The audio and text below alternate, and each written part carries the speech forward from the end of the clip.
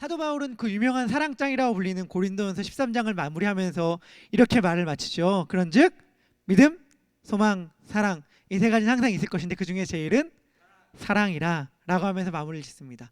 사실은 사도 바울이 항상 있을 거라고 말하는 것 가운데서도 정말 궁극적인 그 나라에 가서까지 남는 것이 딱 하나 있다면 그것은 사랑이라고 할 수 있을 것 같아요. 소망과 믿음은요, 그 실체가 오는 순간 드러나면서 열매를 맺게 되는 거잖아요. 우리가 그토록 믿어왔던 그것, 믿음이라는 게 뭐죠? 여러분, 히브리서 11장에서 믿음을 이렇게 정의합니다. 믿음은 바라는 것들의 실상이고 보이지 않는 것들의 증거라고 얘기하니까, 보이지 않는 걸 믿는 게 믿음이잖아요. 보이지 않는 걸.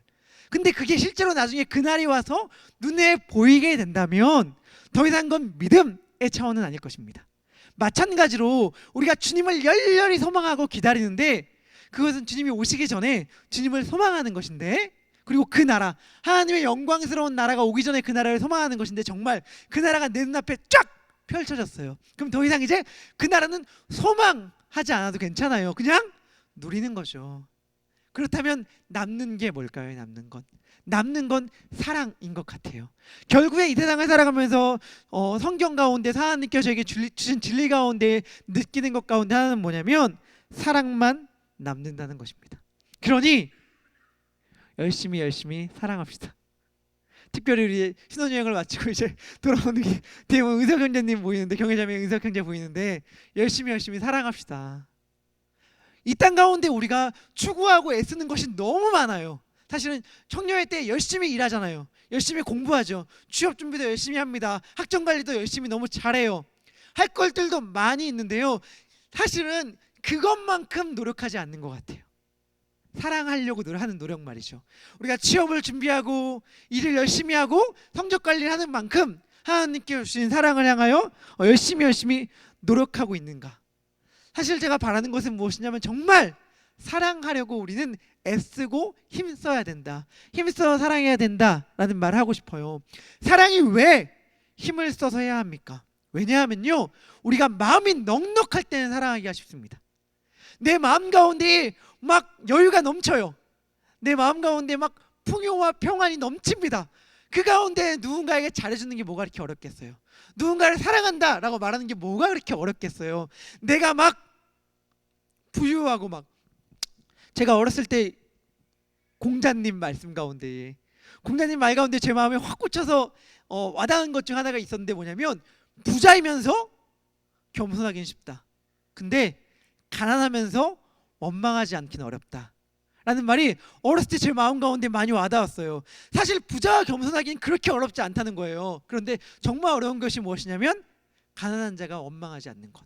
무슨 말이냐면요, 내 삶의 여건들이 어렵고 힘들고 지치고 뭐 고난의 연속이야.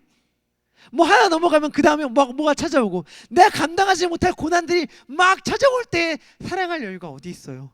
다른 사람들을 돌아볼 여유가 어디 있어요? 주변 가운데 사랑의 손길을 베풀 여유가 어디 있어요? 내 코가 석잔데 말이죠. 그런데 성경은 그때 사랑한다고 말하니까 사랑은 사실 애쓰고 힘써야 하는 것이거든요. 사랑은요, 알게 되었어요. 사랑은 고난 가운데 피는 꽃이구나 라는 걸 알게 되었어요. 사랑은 역경 가운데 피는 꽃입니다. 우리가 편안하고 즐거울 때의 사랑 노래는 쉽지만 어렵고 힘들 때의 사랑 이야기하는 건 어려운데, 진짜 사랑은 바로 그때 하는 것이라고 이더라고요. 사도 요한이 오늘 본문 가운데서도 그렇고 계속해서 사랑합시다, 우리 서로 사랑합시다 얘기할 때 사도 요한이 그 당시의 상황은요, 사랑하기가 너무 힘든 상황이었거든요. 너무 어려움과 환난들과 고난들이 막 넘칠 때, 한가로이 여유 있게 사랑 노래가 지금 할 때야? 라고 말하는 그 상황 가운데 사도 요한은요, 사랑에 대해 이야기합니다. 따뜻한 봄날이 아니라 혹독히도 춥고 시린 겨울날 그렇게 이야기를 해요. 왜냐하면 고난의 삶 한가운데에서 사실 그 역경과 고난을 이길 힘은 사랑에서 나오기 때문입니다. 사랑이 가장 강한 힘입니다. 아가서는 이렇게 말해요. 사랑은 죽음같이 강하다고. 사랑이 얼마나 강하냐면 그것이 마치 여호와의 불처럼 강해서 홍수라도, 많은 물이라도, 홍수라도 그것을 끄지 못할 것이라고 아가선 이야기하거든요. 그래서 사람이 온 재산을 다 팔아서 그 사랑을 사려고 한다 하더라도 어리석은 사람이라고 손가락질을 받게 될 것이에요. 그것이 바로 사랑입니다. 사랑은 무엇보다 강해요. 바로 그 사랑. 저는 생각해 봤어요. 예수님께서 어쩜 그렇게 강하셨을까? 어쩜 그렇게? 예수님께서 그렇게 강하셨던 이유는, 예수님 정말 강하셨잖아요. 예수님이 얼마나 강하셨는지 우린 너무나도 잘 알죠. 그 어떠한 역경도 예수님을 꺾을 수 없었습니다. 예수님을요 꺾을 수 있는 건 아무것도 없었어요. 저는요 오늘도 느꼈습니다. 제가 얼마나 연약한 존재인가.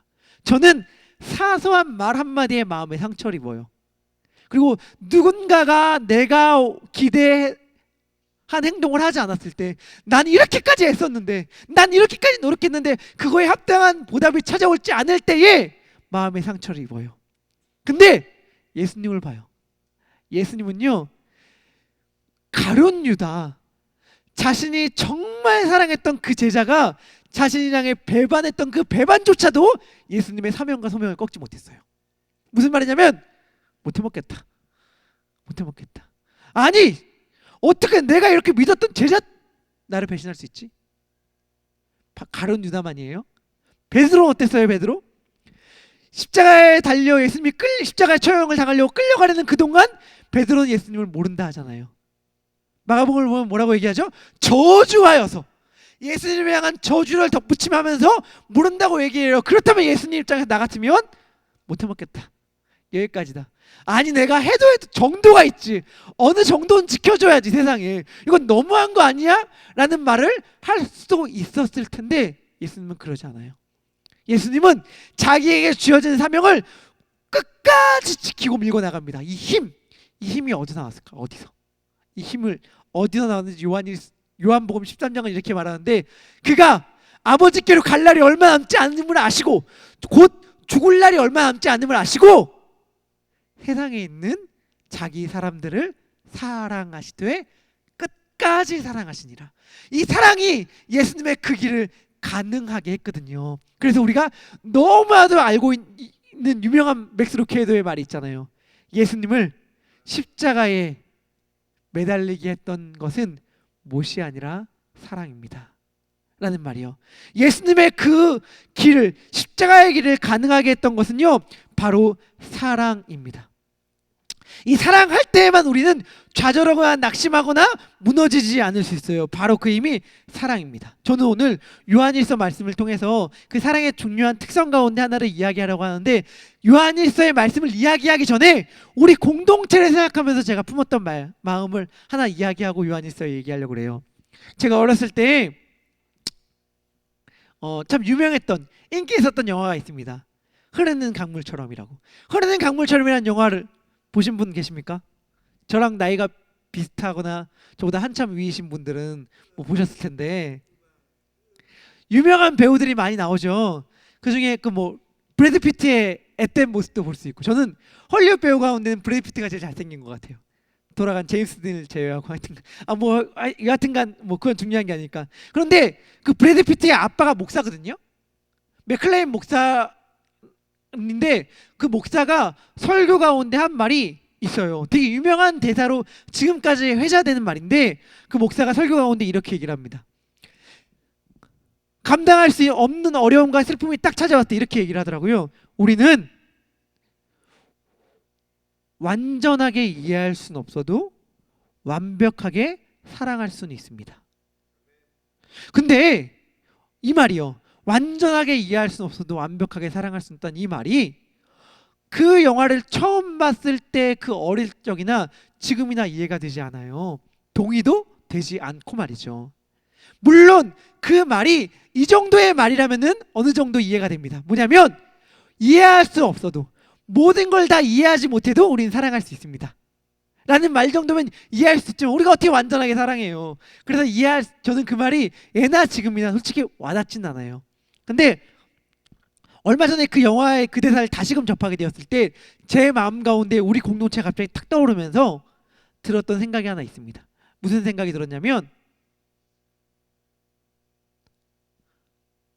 완전한 사랑이 아니라 서툰 사랑 있잖아요. 부족한 사랑. 부족한 사랑도 사랑이고 서툰 이해도 이해다 라는 마음이 갑자기 마음 가운데 찾아왔어요. 이 말이 무엇이냐면 우리는 공동체를 떠올리면서 저도 많이 목격하는 바고 우리도 많이 느끼고 체감하면서 많이 이야기하는 것 중에 하나가 무엇이냐면 사랑이 없는 것 같아요. 이해하지 못하는 것 같아요. 공감받지 못하는 것 같아요 라는 말들을 많이 하잖아요. 근데 제가 우리 공동체를 떠오르면서 느꼈던 마음은 뭐냐면 근데 이렇게 봐줄 수는 없을까였어요. 서툰 이해도 이해고 부족한 사랑도 사랑이다. 이런 거예요. 제가 느끼는 건 뭐냐면 이런 거예요. 오랜만에 새 친구가 왔어요. 오랜만에 새 가족분이 왔습니다. 와서요 자리에 앉았어요. 오랜만에 새 가족분이 오니까 오랜만이니까 그동안 어떻게 지냈는지 알고 싶기도 하고 말고 보고 싶기도 하고 물어보고 싶기도 해요. 다가가서 물어보고 싶은데 갑자기 딱 마음에 여러 가지 생각들이 막 올라오는 거예요. 근데 너무 오랜만에 말 걸으니까 뭐라고 쑥스러워서 말 걸기도 좀 애매하고 괜히 별로 친하지도 않은데 오랜만에 만났는데 아는 척한다고 이상하게 생각하진 않을까? 뭐라고 맨 처음 말을 꺼내야 될까? 저 친구 근데 무슨 일로 이렇게 왔지? 라는 생각들이 막 머릿속에 막 떠오르고 있을 때 갑자기 많은 사람들 한두 명씩 지나가면서 인사합니다. 왜 이렇게 서성거리고 있어? 앉아. 뭐 얘기하고 빨리 예배 시작한다. 뭐 이런 식으로 정신없어서 그냥 떠물려서 자리에 앉았어요. 그렇게 한 주가 지나가고 지나갑니다. 그리고 오랜만에 온 새 가족은 생각을 하게 되는 거죠. 무슨 생각을 하냐면 여기 왔는데 아무도 나를 신경도 안 쓰고 아무 나를 반가워해 주는 사람도 없고 아는 척하는 사람도 극히 드물고 괜히 왔나? 오랜만에 왔는데 너무 그렇다 라는 생각들. 그러니까 제가 소설을 쓰는 게 아니라 제가 한번 저의 마음을 한번 생각해보고 저의 마음을 한번 바라보고 이해해봤어요. 무슨 말이냐면 우리 모든 공동체가 사실은 사랑하지 않는 사람은 없을 거예요. 관심을 기울이지 않는 사람은 없을 거란 말이에요. 그렇지만 사랑을 표현할 용기가 부족하고 제가 느낀 거 뭐냐면 마음이 없다기보다 용기가 부족하고 방법을 모른다. 이 두 가지가 요즘에 저의 마음 가운데 찾아왔던 거예요. 용기가 부족하고 마음이 부족하여서 사실은 표현하지 못하는 것들이 너무 많구나 우리 안에. 그러다 보니까 우리 공동체는 너무 이런 것들이 없는 것 같아. 사랑이 없는 것 같아. 공감도 부족한 것 같아. 이해도 안 되는 것 같아 라는 생각들을 많이 해요. 힘든 일이 당했다는 걸 알아. 예를 들어 필사 형제가 막 힘들어해요. 들었어. 근데 알고는 있어서 신경을 쓰이는데 다가가서 말하기도 애매한 거 아시죠? 무슨 말인지. 어떻게 요즘 힘든 일 있다면서 이렇게 어렵잖아요. 그러다 보면은 뭐라고 말해야 할지 고민하다가 그냥 주변에 휩쓸려서 또 하루를 지나가고 예를 들어 생각하는 거죠. 여긴 나 힘들다는데 아는 사람도 많을 텐데 아무도 관심도 안 가져주는구나. 그러니까 사실은 너무 속상했어요. 그러니까 제가 느끼는 것 중 하나가 뭐냐면 우리가 사실은 신뢰, 그러니까 모두가 다 공동체에 관해서 이런 정도의 기본적인 마음은 갖고 있구나 라는 전제 아래서 조금의 눈길로 서로 상대방을 바라봐 준다면 조금 더 우리 공동체가 조금 더 따뜻하고 포근해지지 않을까 라는 생각을 하게 된 거예요. 그러면서 느꼈던 생각은 뭐냐면 부족한 이해도 이해고 서툰 사랑도 사랑이구나 라는 것을 우리가 조금만 받아들여 준다면 우리 교회가 청년교회가 조금 더 따뜻해지고 조금 더 포근해지고 조금 더 사랑의 공동체로 한 발짝 다가설 수 있지 않을까라는 생각을 하게 되었습니다. 그런데 중요한 게 있어요. 제가 진짜 하고 싶은 말은 이제부터입니다. 성경은 뭐라고 말하는가? 성경은 오늘 저희가 읽은 요한일서는 너희들 이해하고 이 정도 사랑하고 서로 마음들이 있으니까 그렇게 이해하고 말아 라고 이야기하는가? 전혀 아닙니다. 요한일서는 우리들에게 분명하게 이야기해요. 뭐라고 이야기하냐면요, 너희들 사랑은 표현함이 그 사랑의 본질이다. 표현하지 않는다면 사랑이 아니다. 좀 더 우리들의 표현으로 쉽게 부르자면 말하지 않으면 모른다 라고 이야기하는 것이 요한 사도가 말하는 사랑입니다. 요한일서는 1장부터 이렇게 시작합니다. 태초부터 있는 생명의 말씀에 관하여는 우리가 들은 바요, 눈으로 본 바요, 자세히 보고 우리 손으로 만진 바라고. 태초에 있는 생명의 말씀에 대해서 뭐라고 얘기했냐면 눈으로 보고 듣고 보고 손으로 만진 바 된 구체화된 것에 대하여 사도 요한은 이야기합니다. 왜냐하면요, 사도 요한은 너무나도 분명하게 알았거든요. 사도 요한이 요한복음 서문을 시작하면서 뭐라고 시작하죠? 요한복음 1장 14절, 말씀이 육신이 되어 우리 가운데 거하심에. 말씀이 육신이 되신 분이 바로 예수님이셨거든요. 무슨 말이냐면요, 하나님도 우리를 사랑함에 있어서 육신이 되어서 사랑하는 방법을 택하셨다는 거예요. 사도 요한이 이 점을 강조하는 이유가 있었습니다. 사도 요한이 요한일서 4장 1절을 시작하면서 이렇게 이야기를 합니다. 뭐라고 이야기하냐면요, 사랑하는 자들아, 영을 다 믿지 말고 오직 영들이 하나님께 속하였나 분별하라. 많은 거짓 선지자가 세상에 나왔음이라 라고 이야기를 합니다. 무슨 말이냐면 영들을 분별하래요. 영들을 분별. 왜 이런 말을 하냐면요, 당시에는 사도 요한 시대에 영지주의라고 불리는 이단 사상의 초기 형태들이 스물스물 피어나고 있는 시기였거든요. 영지주의는 뭐냐면 그노시스, 영지, 영은 안다는 것입니다. 영은 특별한 지식을 안다는 것이고 영은 특별하다는 거예요. 영은 쉽게 말하면 이거예요. 영은 좋은 거고 육은 악한 거다. 영은 좋은 거고 육은 악한 거다 라는 인식을 이해를 하니까 어떤 이해가 되죠? 예수님이, 하나님이 육신이 되어 이 땅 가운데 오는 걸 도저히 받아들일 수가 없는 거예요. 왜? 육신은 악한 거니까. 그러면 이 땅 가운데 오셔서 십자가에 달려 죽고 뭐 이런 것들은 다 뭐죠? 다 환상이다. 환상이다. 실제가 아니다 라는 잘못된 가르침이 막 피어오르기 시작했어요. 그러니까 사도 요한은 이것에 대해 경계하면서 말했어요. 아니다, 말씀이 육신이 되어 오신 분이 예수 그리스도시다 라고 하면서 하나님이 육신이 되어서 우리를 사랑했다. 우리가 태초부터 있던 생명의 말씀에 관하여는 손으로 만진 바 되었다 라고 사도 요한이 강하게 이야기한 것이었습니다. 그러면서 이렇게 얘기했어요. 너희들 하나님이 실제로 사람이 되지 않았다고?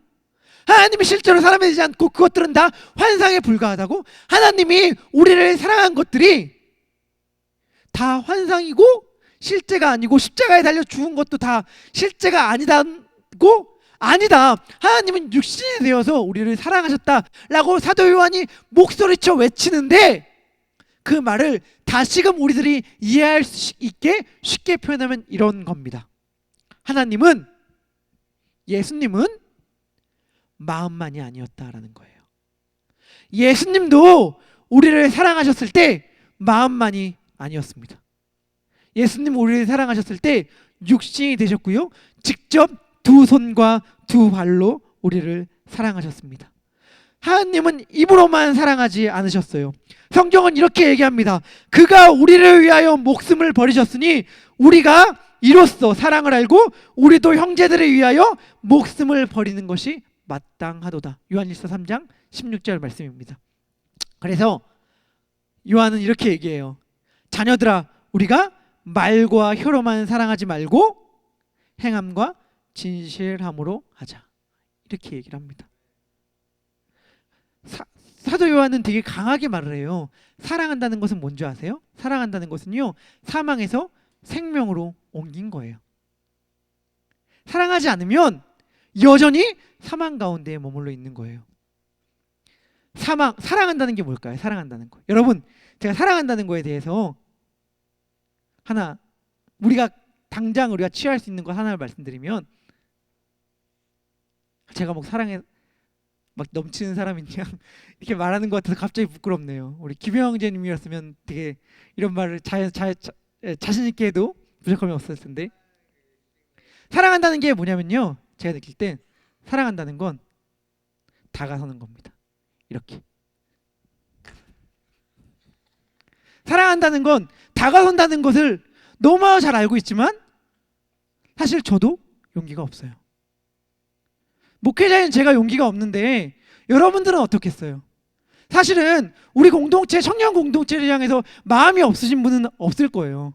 저희 뒷자리에 앉아 계신 분도, 앞에 앉으신 분도, 저 뒤에서 쪼르륵 앉아 계신 분도 다 사랑의 마음이 있을 거란 말이에요. 그런데 너무 표현하지 않아. 용기도 없고 방법도 몰라. 너무 안타까워요. 너무 안타까워. 왜냐하면 그 마음들은 다 있거든요. 마음들은 다 있어요.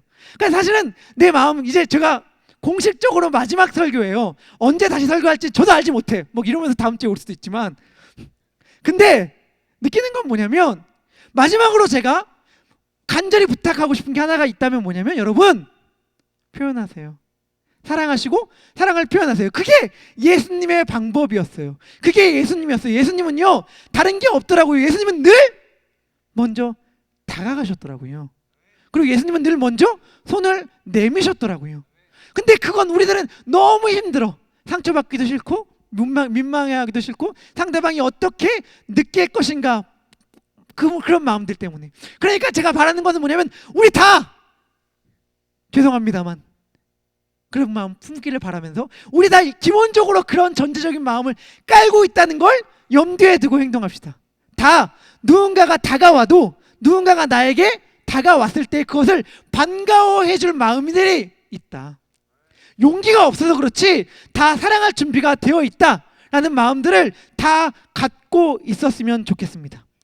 우리 마음만 입으로만 하는 걸 넘어섭시다. 진심이라는 말들이 얼마나 우리를 행동하지 못하게 만드는 방편이 되는지도 모르겠어요. 마음은 아닌 거 알잖아. 라는 말들이 얼마나 우리의 행동하지 않음을 무마시킵니까? 그런데 제가 말했잖아요. 예수님도 말로만이 아니었다니까요. 그리고 예수님이 죽은 것처럼 사도 요한은 우리도 죽으라라고 말을 해요. 예수님이 우리를 위하여 십자가에 못 박히신 것처럼 우리도 옆에 있는 친구를 위하여 십자가에 못 박히지 않으면 우리는 사망 안에 거하는 자래요. 사망 안에 거하는 자. 우리가 하나님께 구원받았느냐 구원받지 않았느냐에 대한 징표가 뭐냐면요, 다른 사람들에게 먼저 다가가서 손을 내밀었느냐 손을 내밀지 않느냐다 라고 사도 요한은 이야기하고 있는 거예요. 여러분들 놀랍지 않습니까? 기독교 우리들 형제들은요, 자매들은요, 함께 하지 않으면 구원받지 않은 자입니다. 우리는 공동체로서 존재하는 자입니다. 옆에 친구가 있어서 내가 있는 존재가 바로 우리 그리스도인들입니다. 그렇기 때문에 우리는 늘 손을 내밀고 맞잡아야 됩니다. 근데 마지막으로 제가 먼저 충분히 그러지 못해 죄송해요. 그래서 이렇게 용기를 냅니다. 2016년은 더 사랑했으면 좋겠다. 결국에는 사랑만 남으니까 사랑했던 기억과 사랑만 남으니까. 우리가 무슨 일을 엄청나게 했느냐, 우리가 뭐를 막 많이 했느냐, 사실은 크게 남지 않아요. 근데 뭐가 남냐면 그 일 했을 때 받았던 사랑, 배려, 사랑받고 있구나 라는 느낌들, 그 사랑의 감정이 아니죠, 그 사랑, 그게 남요. 내년 2016년을 돌아보면서 우리가 이 자리에 앉았을 때, 2016년 12월 돌아보면서 이 자리에 앉았을 때는 우리들의 마음 한가운데에 그러한 사랑만 가득 남았다라고 이야기하는, 그런 고백하는 한 해가 되었으면 좋겠어요. 서로를 바라보면서 서로 품고 이해해주고 충분히 사랑하고. 저도 어디 가는 거 아니잖아요, 여러분들. 제가 여러분들 사실은 제가 어디 간다고도 느끼지 못할 정도로 제가 왔냐? 이렇게 언제 왔었냐? 이렇게 느끼시는 분들 많은 줄 알아요. 많은 줄 아니까. 그러니까 사실은 그런 감정, 그런 생각 안 하도록 하겠습니다. 우리 서로 사랑합시다. 서로 사랑하고 서로 이해하고 다가서고 말 먼저 걸고, 그게 예수님께서 보내신, 여러분들, 그게 구원과 상관없는 이야기가 아니에요. 그게 우리의 영원한 생명과 상관없는 이야기가 아닙니다. 그것을 염두에 두면서 서로 사랑하는 우리 청년교회가 되었으면 좋겠습니다. 우리 같이 찬양할게요. 찬양할까요?